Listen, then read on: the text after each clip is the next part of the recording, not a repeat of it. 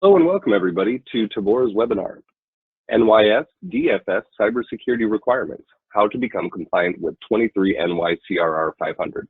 My name is Matt Fullerton and I'm an account manager with Tevora, but today we'll be hearing from Jeremiah Sahlberg, our Managing Director of Federal Services.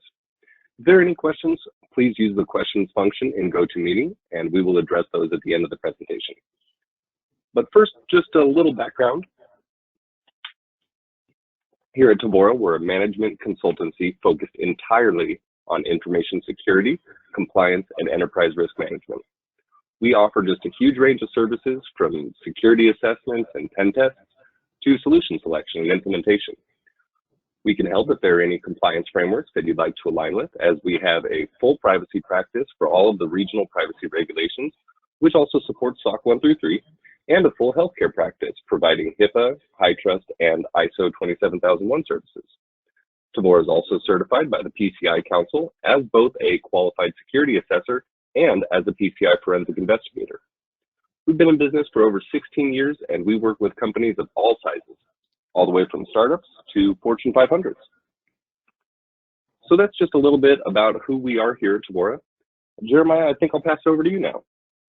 Awesome. Thank you very much, Matt, and good morning, everyone, or good afternoon, depending upon where you're located. Thank you very much for taking a few moments out of your day to join us. This will probably run about 30 minutes from start to end, including a couple questions. We're going to talk today about New York State DFS 500, also known as 23 NYCRR 500. That's New York State Code Regulations and Rules and Regulations 500.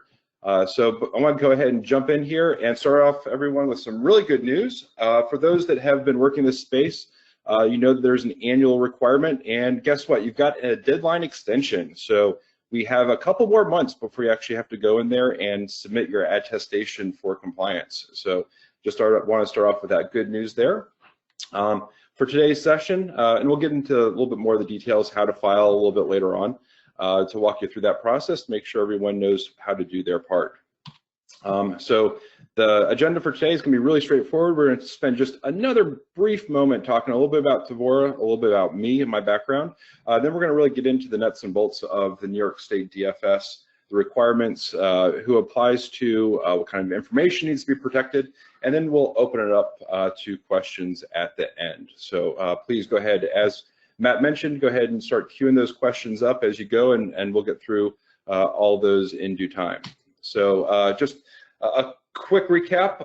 As Matt had mentioned, we are a cybersecurity consulting organization, and we've got long roots. We started back in 2003 as a PCI, well, working in the PCI space. Before then, it was actually called PCI, but we're PCI QSA. We do SOC, ISO, HITRUST. So we got a whole family of compliance services that we can offer you.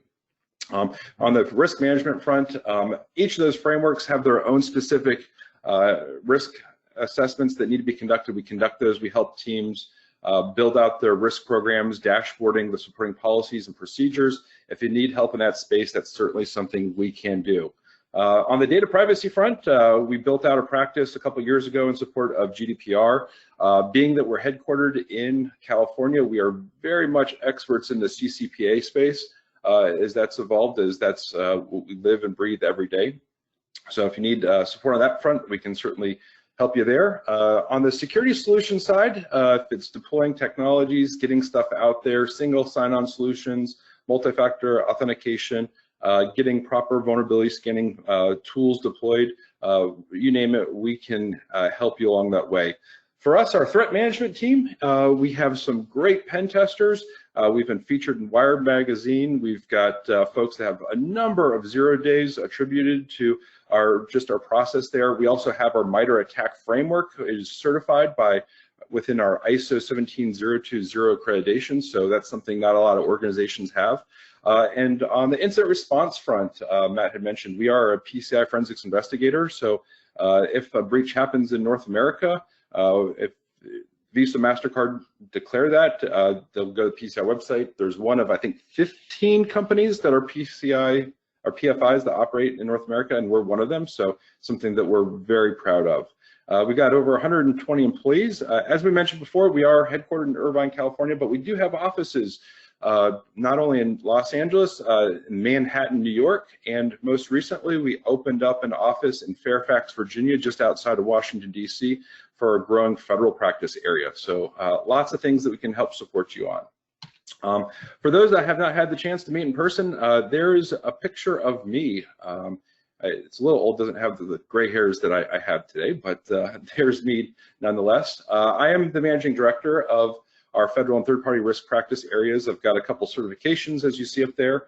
Just a little brief background. I did start my career in the Department of Defense as an intern in the early 90s, and then quickly moved into the healthcare financial markets and spent much of my career there. Worked my way into being a managing director over at a security practice area, became a CISO for a number of years.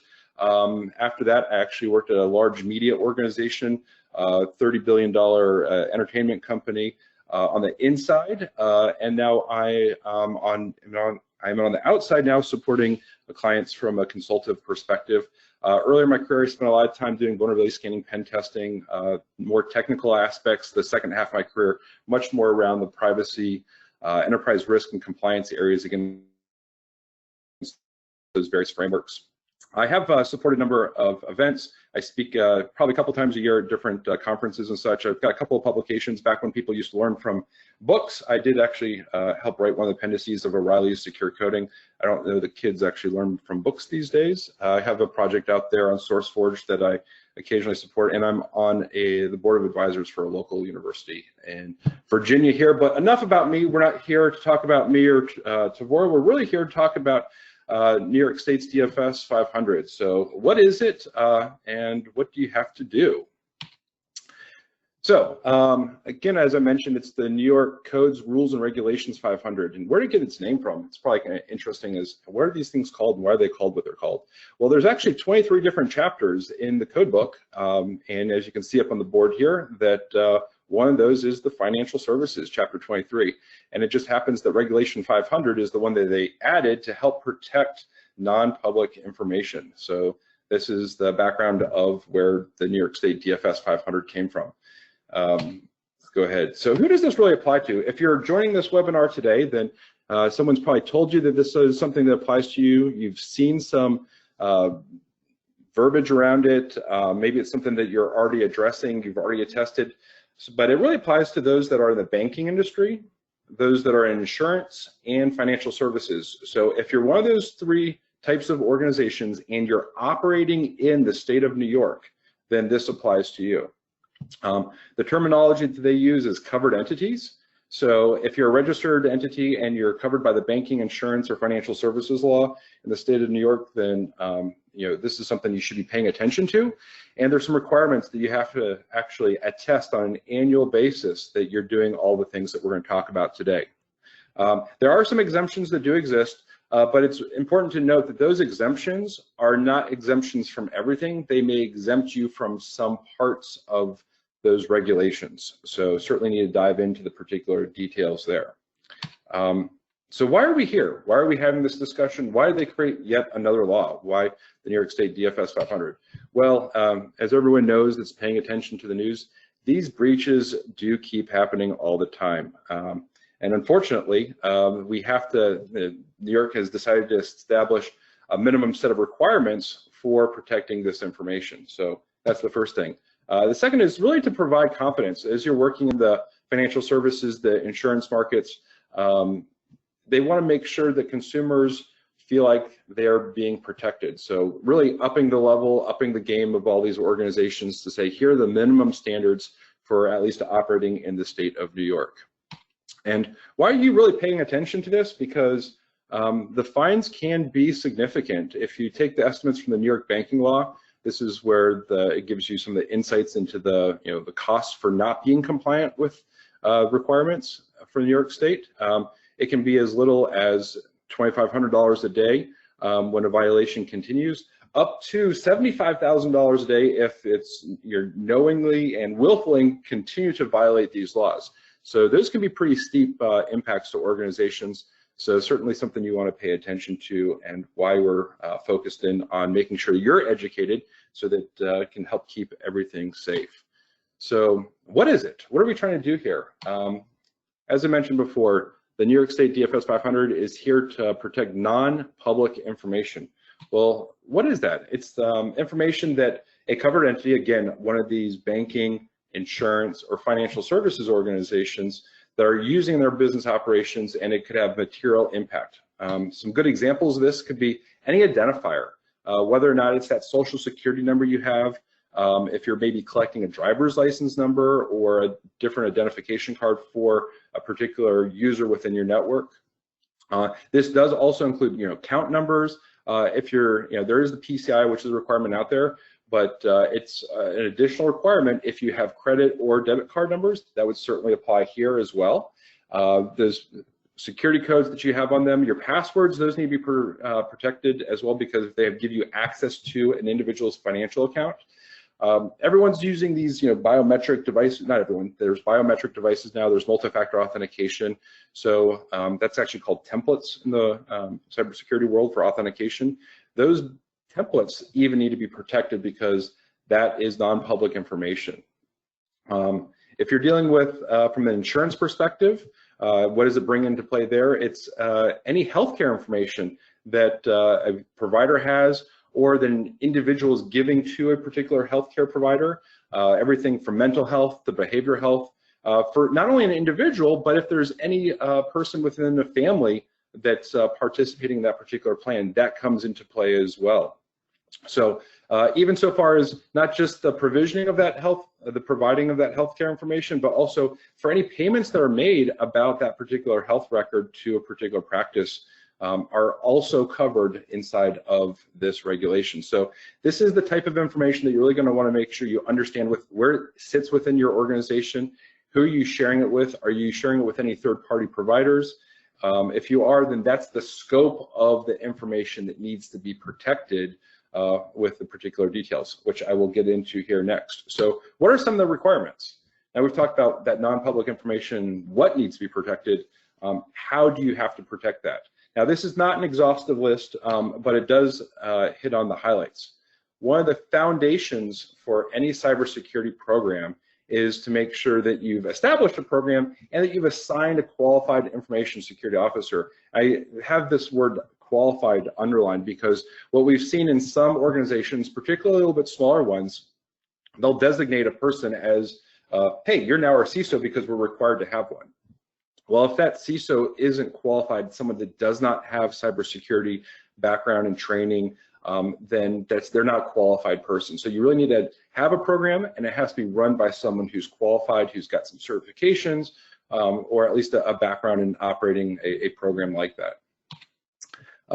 Next, you need to make sure that there's a governance program around that cybersecurity program, which means that annually, and in writing, that cybersecurity program at CISO has to report to their board of directors or equivalent. A lot of companies may not have their own board, but whoever the key executives are within that organization, about the current state of the cybersecurity program, as well as any material risks that exist within the organization. So as you're doing your annual risk assessments, you need to catalog those and report them up to your board. Next here, you have to not only create policies, policies are the foundation of a lot of the security programs out there, but you have to maintain those policies. Some organizations we go into and say, okay, let me see your cybersecurity policies. This is no joke. I saw one for a health organization that was dated, the last updated 1980 something. I was like, oh my gosh, they were still printed on that old dot matrix printers that was printed out. I was like, really, this is your most recent security policies? And the answer was yes. And I was like, well, I don't think you're maintaining those because back then they weren't even talking about modems connected to networks, but I digress. So you have to have a cybersecurity policies. They have to be maintained, and they have to have a data classification system. So you need to make sure that you've identified what is public information, what is internal company information, what's the classified information, and have the right kind of controls aligned to the type of data that you've mapped across your organization. Certainly you have to have business continuity and disaster recovery procedures in place so you can continue to operate and protect that non-public information. If you're bringing in any vendors that may have access to or affect the security of that non-public information, then you certainly have to have a program in place to evaluate those vendors to make sure that they've got the security posture that meets your own requirements. If your vendor are having access to it, then you have to set and flow down these requirements to them. Certainly, you have to have an incident response plan. So if something goes on, there's a methodology that you can work through to go ahead and not only triage and contain and recover from that incident, but also make sure you do proper reporting, which will fall in with another requirement here in just a moment. Certainly physical security, you have to have the right kind of locks and doors, and to make sure if you're got sensitive data that you're not leaving it out where it could be exposed to, let's say if you're in a shared space, cleaning staff somewhere else, that's properly protected. So those are some of the highlights that are required as part of the cybersecurity policies that must be documented. Any cybersecurity program, in almost all requirements, you have to have penetration testing, something that should be done on an annual basis. It's actually spelled out specifically. You have to do this on an annual basis. So it's something that you make sure you're scheduling ahead of time. Additionally, you have to do those vulnerability scans, both internally and externally, to know and understand where those vulnerabilities are on your network. Those vulnerability assessments, what they're really doing is validating that your patch management processes are working, that your configuration management processes are working. So those are certainly a requirement there. Training, you have to make sure that not only are you training your staff from a security awareness perspective, but you also have to have trained individuals that can monitor activity that's going on across the network, and that those authorized users that have access to that non-public information, whether it's those social security numbers, whether it's account numbers, whether it's the healthcare information, that those activities are monitored so that if some sort of malicious activity is happening, there's a record of it. So you have to get those right kind of monitoring activities in place. Next, the important one here is multi-factor authentication. So if you're connecting to an internal network from an external network, people are working from home, you have to have that strong multi-factor authentication in place to protect that non-public information. Another key requirement within the New York State DFS 500 is encryption. So that NPI, that non-public information, there's two areas where you have to encrypt it. When it's at rest, so where it's stored, you want to make sure that you're not storing those social security numbers in plain text. You also want to make sure that whenever you're transmitting that sensitive information, that it's being transmitted securely using encryption, HTTPS. And it's got to be one of the more current protocols like TLS 1.2, not one of the older ones like TLS 1.0. So there's make sure you've got encryption data at rest and data in motion there. And then lastly here, this is probably the most stringent one, is if there's an incident for a major cybersecurity issue, you have to notify the New York State superintendent, and you have to do that within 72 hours. So that's something that you certainly need to be aware of, and it has to be a part of your incident response process and methodology, that you know how do I contact the New York State superintendent? There's a methodology that needs to be documented somewhere. And then subsequently, which is part of the reason why we're having this discussion today, is you have to do this on an annual basis. You have to attest to certify that you've met all of these requirements for the prior year. Now, typically the requirement is February 15th. They pushed it out to April 15th, and they bumped it one more time out to June 1st, but it's still something that's required. You've got 2 months to get this done. I encourage you not wait. Go ahead and, assuming that you've gone through this process, you've got all these controls in place, I'm going to walk you through the process of logging in to the New York State portal and submitting that information. So moving forward, this is probably one of the most concise cyber regulations that are out there. I think the full document's maybe 14 pages long. There's maybe 10 pages of actual meat in it, starting I think on page 3. So take a chance, a couple minutes to read through it. It's really not that bad. It outlines everything that needs to be done. When does this need to be done?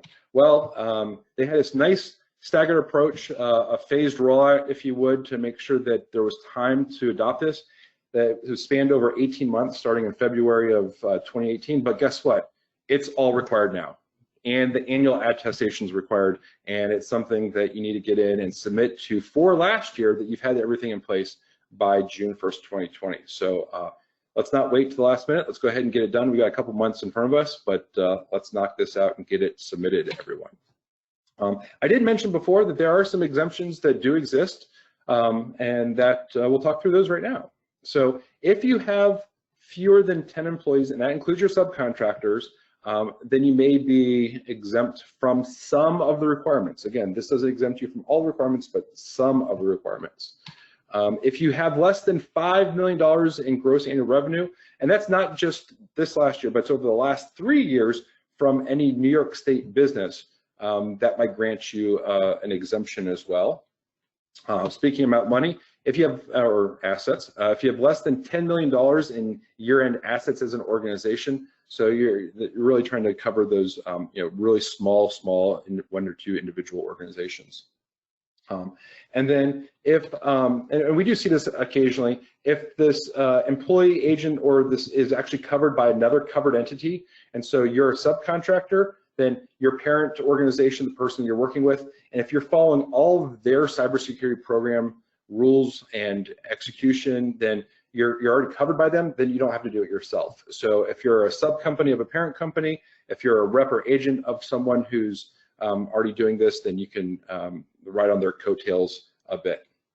And lastly, if you do not operate, maintain, or utilize any of the IT systems, and you don't have access to any non-public information, then I guess you don't have to demonstrate that your systems are secure because you don't have any IT and you don't have any access to non-public information. But I think there's very few companies that actually fall into that last carve out. So, but like I said before, these are the exemptions apply to some of the requirements, not all the requirements. So take some time to figure out and just maybe say, hey, I have less than 10 employees.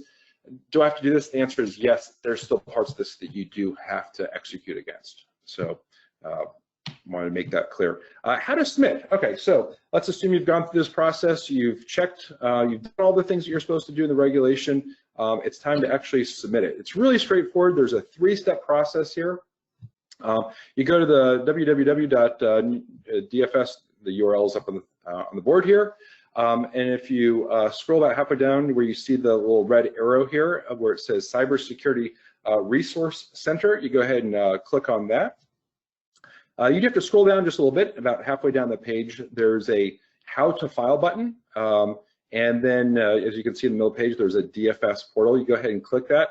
If you haven't already created an account, you can go ahead and do so. There's also a PDF there that says Certification of Compliance. It's actually a PDF, and you can print that out, sign it.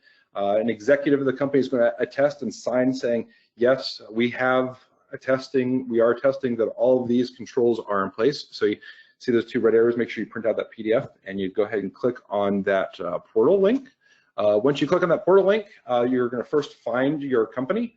So you go ahead and find your organization, and then once you found it, you click begin. You start filling out that details information. You upload that document that you're certifying against. You put your signature up there, and you hit submit, and you're all done for the year. And then you get to wait 365 days, and you get to do it again next year.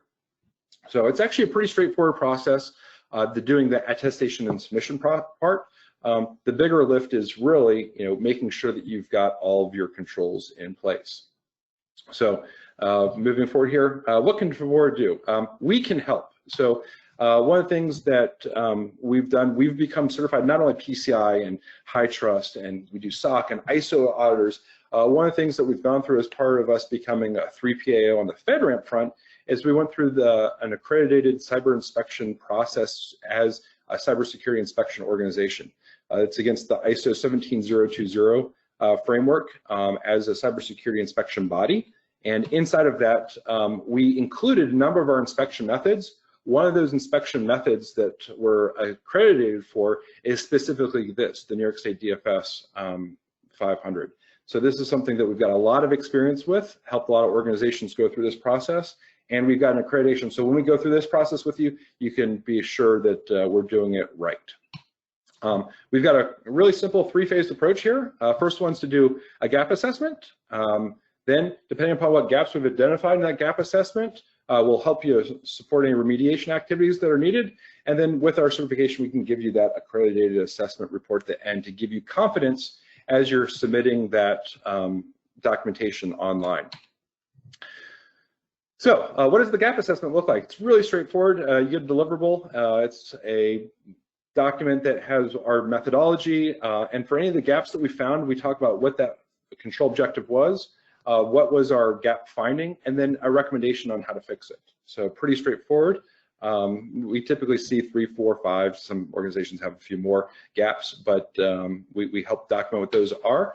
And then phase 2, we can help with remediation. So depending upon what we found in phase 1, we'll help button them up. A couple of things that we typically see is lacking proper documentation for their incident response plan, especially with that notification to the New York State Superintendent.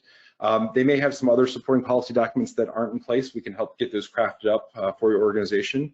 As I mentioned before, we do a lot of penetration testing with our threat team, so that's something we can certainly help with, as well as do solution implementation. There is a MFA requirement for accessing the internal network from the outside, and we can help organizations there. But at the end of the day, we've got a bunch of certifications, we've got a bunch of smart folks within our organization, so if you've got a problem meeting it, we absolutely have the tools, resources, expertise to get that deployed within your organization. And then lastly, once all those gaps are remediated, then we can do what's called an accredited assessment against our ISO 17020 certification seal, and it'll talk about our qualified staff with their certifications that are finalizing that assessment. We'll put the project scope, and we'll actually do that full mapping of controls as well as the supporting evidence, so that as you're submitting your documentation, you know that you can do it with confidence. So, all right, and that really wraps it up here for the New York State DFS. I did want to take just a very brief moment and as more of a PSA announcement, for those that have been following the news, there's a New York SHIELD Act that actually just went into effect last week and a half ago. The Stop Hacks, Improve Electronic Data Act. It was actually signed last year, but just took effect, and it amended a couple of the business laws and the state technology law. And a couple of things I just want to make everyone aware of is that they expanded the definition of private information to include some other attributes. So some more of that non-public information is now included there. As far as the breach, this is kind of an interesting one. So they've defined a breach as to include access to from acquisition. So before, if you said, hey, I went to a website and I pulled down this database of compromised information, I've now acquired it. But if I just looked at it on a website, then maybe I had access to it, but I didn't acquire it, so that wasn't a breach. So they've clarified the definition of breach for organizations is when others have access to that protected information versus just acquisition of. It also expanded the time period in which the New York Attorney General can take action from 2 years to 3 years, so a bigger window for them to take action against organizations.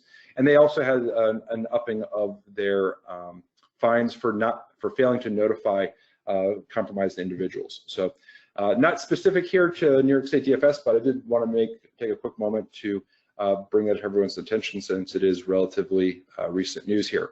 I think at this time we're going to open up for questions. So Matt, did we pick up any questions from anyone on the webinar today? Yeah, thanks, Jeremiah. We did have a couple questions come in. First here, you talked a little about how Tevora can help with the gap and the accredited assessments. How long do those take? How long does the assessments? Gotcha, good question. Those assessments for us can take. It depends on the size of the organization. Again, and how big your footprint is with the non-public information. But that typically takes about maybe a 2 weeks of actual work to do the assessment. What we'll do is we'll send over a document request list. We'll set up some interviews with the key stakeholders. We'll get a list of the key technologies that they have. And so we'll ask for your policies, your pen test results, your vulnerability scans, and start checking those off of the list. So as far as work effort, a little bit less than 2 weeks to do that. Duration, that typically can take 3 weeks, but from the time we start to the time we deliver a final report for a customer. Hopefully that answered that person's question. If I didn't answer your question, then please follow up. Matt will reach out to everyone and I can get you a more specific answer if needed. Good deal, thank you. This next question comes from a company who is headquartered in California, has no staff in New York, but does operate in New York. And this company is wondering if they still need to adhere to these requirements. So they're in California. Okay, they operate in the state, but they don't have employees there. So it's really about having that business license. So I believe you can probably have a business license in the state of New York without having staff there. So it's really, do you get revenue from, and are your services sold there? So I think the answer is yes. If you have staff in New York, or whether you have operations in New York, and you're a registered entity, even without staff there. So I definitely go back and see where you're a registered business from. But my answer is, I think, yeah, this would certainly apply to you. So you would have to file for an attestation that you are complying with the New York State DFS requirements. So I think the answer is yes there. If you want to take that information and follow up with Matt, we can walk through your situation in a little bit more detail.